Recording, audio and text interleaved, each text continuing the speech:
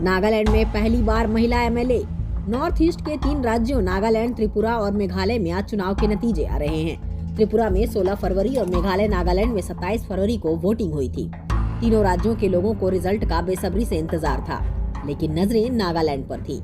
1963 में नागालैंड राज्य बना, 60 साल गुजरे, 14वीं बार लोग सीएम चुन रहे हैं, लेकिन आज तक किसी भी सीट से कोई महिला विधायक नहीं चुनी जा सकी थी। इस बार ये परंपरा टूट गई है।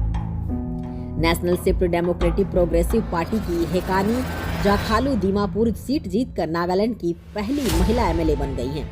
उन्होंने लोक जनशक्ति पार्टी के एजेटो झिमोमी को 1536 वोट से हराया। 47 साल की हेकानी को 14,395 वोट मिले। वे 7 महीने पहले ही राजनीति में आई हैं। G20 के फॉरेन मिनिस्टर्स की मीटिंग। G20 देशों के विदेश मंत्री की बैठक दिल्ली में खत्म हो गई। इसमें यूएस, रूस, चीन, ब्रिटेन और फ्रांस समेत दुनिया की 20 बड़ी इकोनॉमीज के प्रतिनिधि शामिल हुए। मीटिंग के इनॉग्रेशन सेशन में पीएम मोदी ने कहा, कई साल प्रगति करने के बाद अब हमारे सामने कई चैलेंज हैं। कई विकासशील देश इस समय फूड और एनर्जी सिक्योरिटी के लिए ऐसे कर्ज तले दबे हैं जिन्हें वे संभाल नहीं पा रहे। अमीर देशों ने जो ग्लोबल वार्मिंग की है, उससे सबसे ज्यादा प्रभावित गरीब देश ही हैं। मीटिंग के बाद भारत के ही विदेश मंत्री एस जयशंकर ने प्रेस कॉन्फ्रेंस की। कहा, ये ग्लोबलाइजेशन का वक्त है और इससे कोई देश अलग नहीं रह सकता। हर चुनौती का मिलकर सामना करना होगा। यही बात हमारे प्रधानमंत्री ने भी कही है। देश में फरवरी में बेरोजगारी दर बढ़कर 7.45% हुई। देश में फरवरी महीने में बेरोजगारी दर 7.45% रही। जनवरी में 7.14% थी। अहम बात यह है कि शहरी इलाकों में बेरोजगारी दर 8.55% से घटकर 7.93% हो गई है, जबकि ग्रामीण इलाकों में दर 6.45% से बढ़कर 7.23% पहुंच गई। यानी बेरोजगारी दर अब भी शहरों में ही ज्यादा है। CMIE की सर्वे के मुताबिक देश में सबसे ज्यादा बेरोजगारी दर राजस्थान और हरियाणा में है। हरियाणा में 29.4% और राजस्थान में 28.3% है। छत्तीसगढ़ 0.8% और मध्य प्रदेश 2.0% सबसे अच्छी स्थिति में नजर आ रहे हैं। एक अन्य रिपोर्ट के अनुसार पिछले वित्त वर्ष में ग्रामीण महिलाओं की स्थिति बेहतर रही है। शहरी महिलाओं में बेरोजगारी दर 27.9% तक थी, जबकि ग्रामीण महिलाओं में यह सिर्फ 4.5% दर्ज हुई थी। हरियाणा में 4,000 सरपंचों पर FIR। हरियाणा की पंचायतों में ई-टेंडरिंग लागू करने का बवाल बढ़ गया है, जिसके विरोध में सरपंच बुधवार से चंडीगढ़ बॉर्डर पर डटे हुए हैं। उन्होंने पूरी रात भी चंडीगढ़ पंचकुला बॉर्डर पर ही काटी। सरपंचों के प्रदर्शन की वजह से पंचकुला में माहौल तनावपूर्ण बना हुआ है। पुलिस ने चंडीगढ़ पंचकुला रोड को सील कर दिया है।